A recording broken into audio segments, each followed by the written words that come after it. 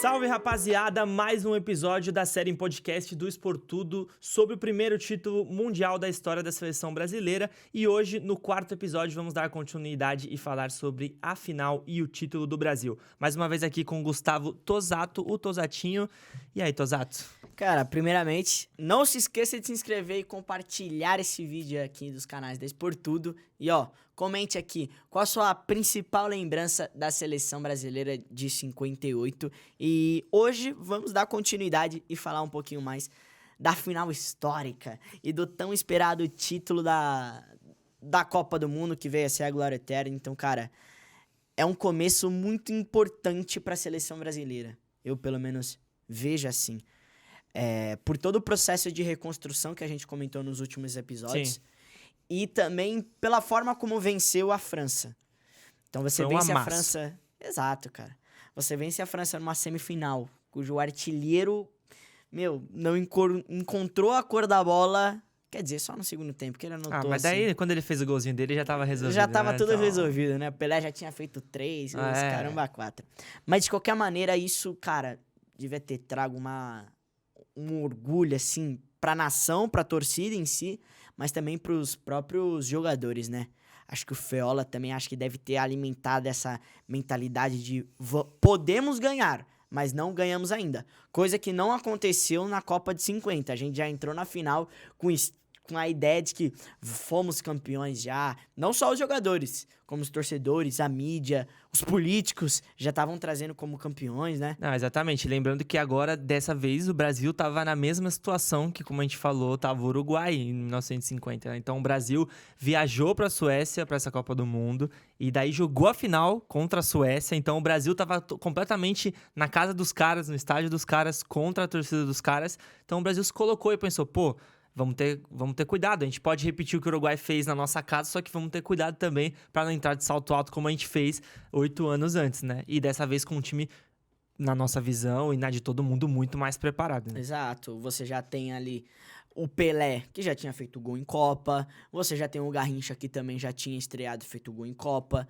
Newton Santos, melhor lateral esquerdo considerado pela FIFA. Didi, Bellini, Vavá, Joel, muita gente importante. Até as declarações dos técnicos e jogadores das equipes que o Brasil jogou, falando sobre Pelé, Garrincha e toda a seleção brasileira, também botava medo na Suécia, né? Exato. Porque, querendo ou não, era muito elogio e a Suécia ficava pensando, vamos jogar contra os caras, será que é tudo isso mesmo? Será que vamos entrar com cuidado e não sei o quê?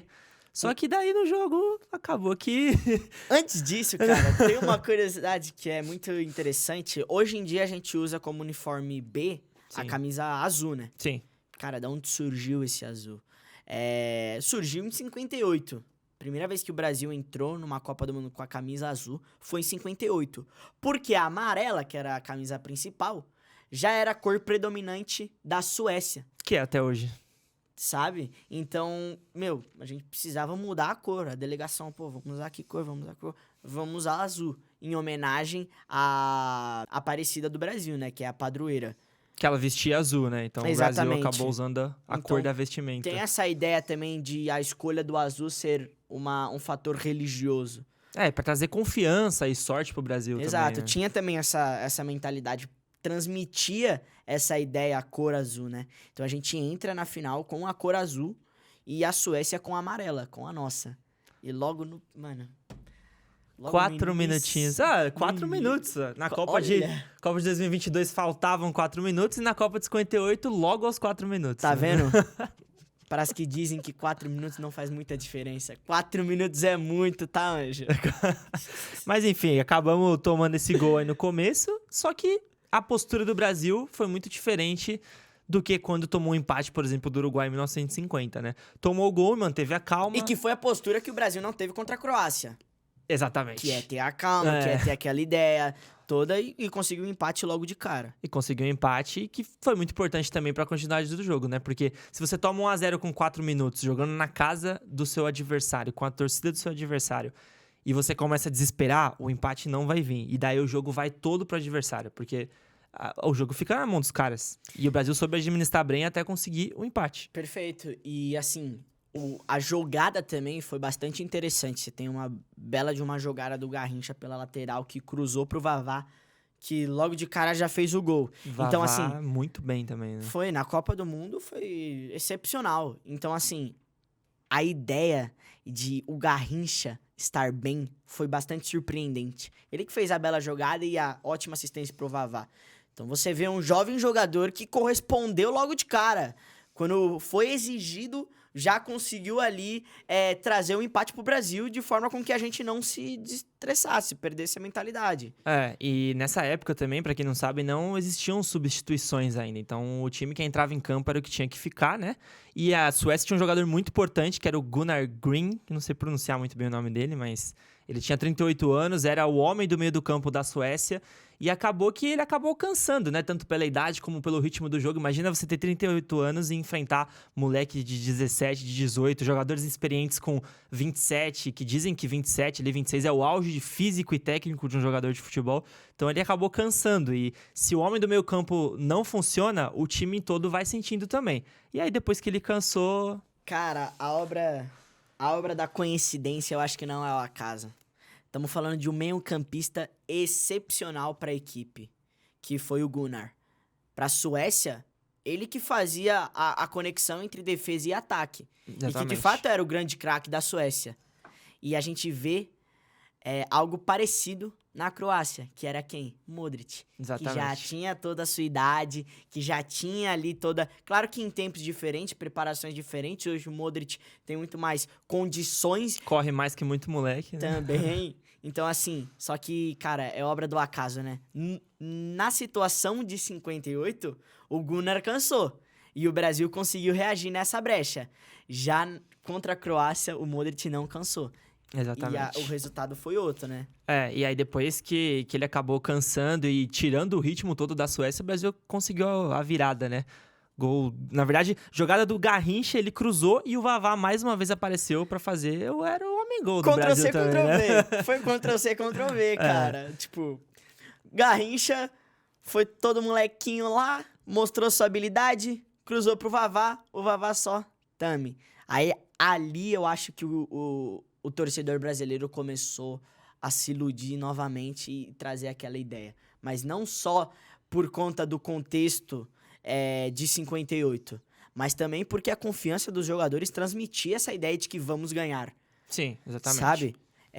Eu acho que tinha muito aquela contestação de, pô, será que o Garrincha na final vai? O Pelé até então já tinha correspondido. Semifinal, sim. 3 gols. Mas e o Garrincha na final? Como que ele vai aparecer? Será que ele vai sentir o peso de uma final de Copa do Mundo? O Pelé já provou que numa semifinal faz 3 gols. Mas e o Garrincha? Ah, já fez gol em Copa? Já fez contra a União Soviética. Mas era num jogo, era num jogo que ainda não era jogo eliminatório. Exatamente. Estreia dele, ele fez o golzinho, tudo bem, mas... E ele correspondeu, né, Ele correspondeu no momento mais importante que o Brasil mais precisava dele, e não só dele, né? Como o Pelé e como todos os outros jogadores. E eu acho que o Brasil se colocou numa situação que tomou o gol no começo, conseguiu a virada. E assim que conseguiu a virada, automaticamente também pensou na Copa de 50. Pô, ali a gente saiu ganhando e a gente cansou, tomou uma virada. Só que dessa vez, o 2-1, o time dos caras já tá mais cansado. O principal jogador deles já não tá pra jogo. Então, acho que a cabeça da seleção foi muito boa ali também pra meter esse 2-1 e conseguir segurar o jogo, né? Cara, e eu acho que no momento que a gente cria a expectativa de poder ampliar mais ainda o placar, naquela visão, quem tava assistindo e teve o privilégio de estar lá, viu, o Brasil vai ser campeão. Quando abriu o 2-1 e mesmo assim não parou a intensidade de atacar, ali a gente já, poxa, podemos nos iludir. Que foi a jogada que o Nilton Santos construiu pela lateral esquerda.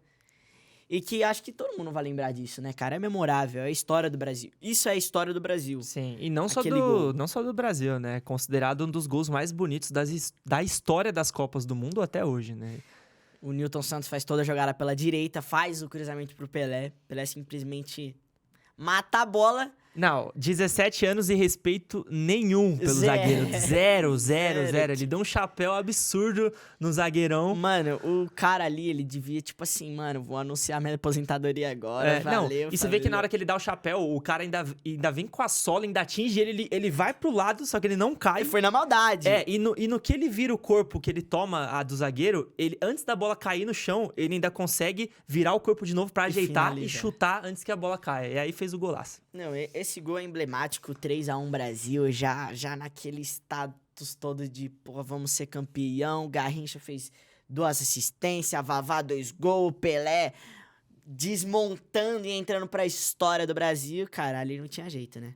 Não tinha jeito. E vou fazer uma crítica aqui ao nosso craque camisa 10, Neymar Júnior, que se fosse o Neymar ali, no que ele dá o chapéu e o zagueirão vem nele, ele já cai pro pênalti. Então, o Pelé tomou, ainda conseguiu virar o corpo, 17 anos, meio magrinho ainda, e fez o golaço. E, enfim, depois foi só amasso do Brasil, né? Porque com 3-1 no placar e com a seleção da Suécia cansada, o Brasil foi lá e fez o 4º gol com o Zagallo, que também queria participar da festa, né? Fez o 4-1 depois de uma disputa na área. E aí, 4-1, você já pode comemorar o título antes mesmo do jogo acabar. Cara, ali foi uma situação, assim, bizarra, né?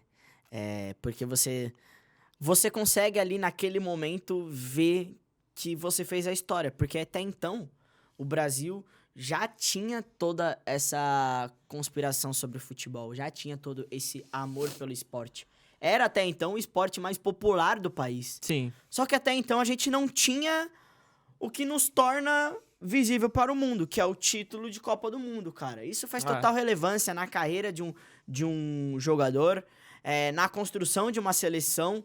Então, assim, isso é de total relevância. E eu acho que naquele momento, cara, a perfeição do grupo fez com que o início da dinastia começasse, cara. Foi, assim, o fato de ser o Pelé, o fato de ser o Garrincha, o fato de ser Nilton Santos, o Bellini levantando o troféu. Isso é muito magistral, sabe? Emblemático, né? Tipo assim, não tem como... Eu acho que falta um pouco disso na seleção hoje, cara. Eu acho que falta essa compreensão de que todo mundo vai ter que entrar com essa mentalidade que vai decidir, cara. Sei lá, eu vejo mais na seleção de hoje em dia muito holofote, assim, sabe? Tipo, todo mundo quer ser bem importante individualmente, talvez não pensem muito no coletivo. Eu acho que também ainda falta um capitão com uma postura um pouco mais forte, assim, pra orientar ali os mais jovens. E também, de repente, às vezes um jovem tá com excesso de confiança, o outro tá com falta de confiança. Tem que manter esse equilíbrio, não só com a rapaziada que é jovem, mas também com os já experientes, né? Que já jogaram Copas do Mundo e tal. Eu acho que hoje em dia... Mas é normal, porque mudou muita coisa no futebol de 58 pra 2023, né? Então... Cara, na final ainda o Zagallo anotou mais um gol. E a Suécia descontou, terminou 5-2. Então, assim, você vê quem fez os gols na final. São pessoas que até hoje compõem o hall da fama da seleção brasileira, né? Você tem Vavá, você tem o Pelé, você tem o Zagallo. São pessoas que, tipo, até hoje, assim, tem essa admiração a eles, sabe? Hoje em dia é difícil, é muita coisa envolvida.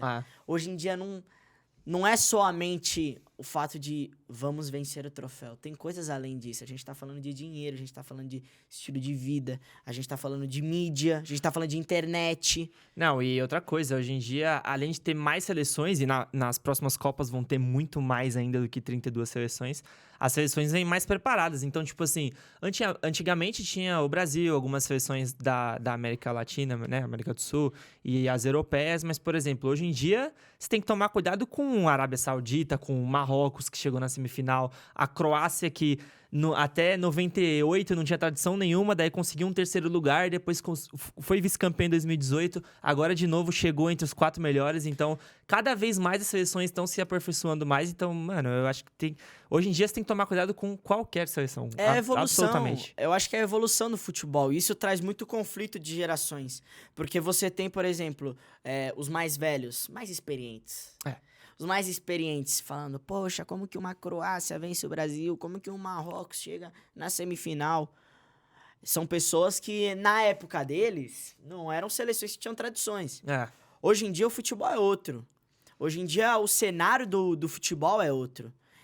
Que permite, propriamente, que essas seleções, que em tese são inferiores, podem ter uma certa produção boa na Copa do Mundo. Exatamente, não. Tipo assim, a Croácia venceu, o Brasil venceu. Mas assim, quantos jogos a Croácia não venceu pelos pênaltis na Copa do Mundo? Tipo assim, é um jogo de muita mentalidade da Croácia. Eles não querem vencer o jogo, eles querem, não vamos tomar gol. Vamos aqui.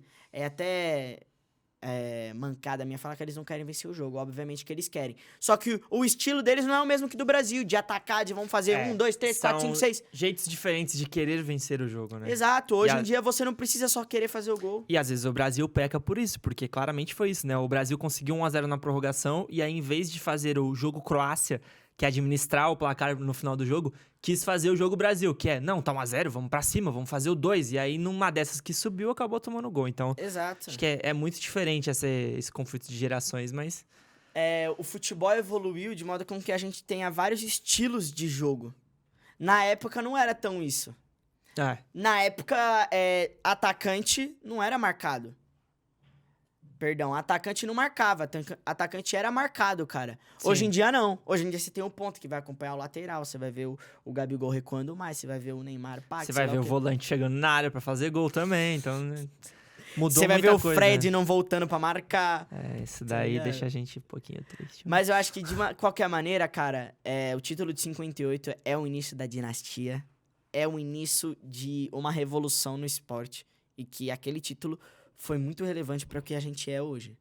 Tipo, sim, um garoto que entrou pra história, como o Pelé, que eu acho que, cara, esse bobear não é nem feito de célula, molécula, não é. O cara é feito de poeiras galácticas. De poeiras galácticas que se aglutinaram e viraram uma estrela, caraca, tá ligado? Aí você transcendeu. Tipo assim, é uma parada que ele é eterno. Não tem como fugir dessa comparação. Aliás, não há comparação a Pelé. Não tem como... sabe? Você pode trazer o Lionel Messi com toda a revolução que ele fez no esporte, mas Pelé é único, cara. Pelé parou uma guerra. Pelé venceu uma Copa aos 17 anos. E ele mudou o futebol não só dentro do campo, né? Então... exatamente. E com essa a gente se despede de mais um episódio aqui da Primeira Estrela, o primeiro podcast em série esportivo aqui do Esportudo. Esportivo não, né? Futebol. Futebolístico. Exatamente. De qualquer maneira, vamos para o 5º e último episódio, né? Se você não viu os demais, pode acessar aqui que vai estar o link de todos os episódios. E o que mais, Henricão? E é isso. E agora, o próximo episódio, a gente vai falar um pouquinho sobre o impacto na sociedade e as curiosidades dessa Copa aí, de todas as Copas, desse aglomerado de episódios que a gente fez. Então, deixa o seu like aí embaixo, comenta o que você achou e compartilha esse vídeo com todo mundo que quer saber como foi essa geração brasileira aí, de uma frustração até o título da Copa, né? Tamo junto e até o próximo episódio. Só bora! É nóis. Uhul.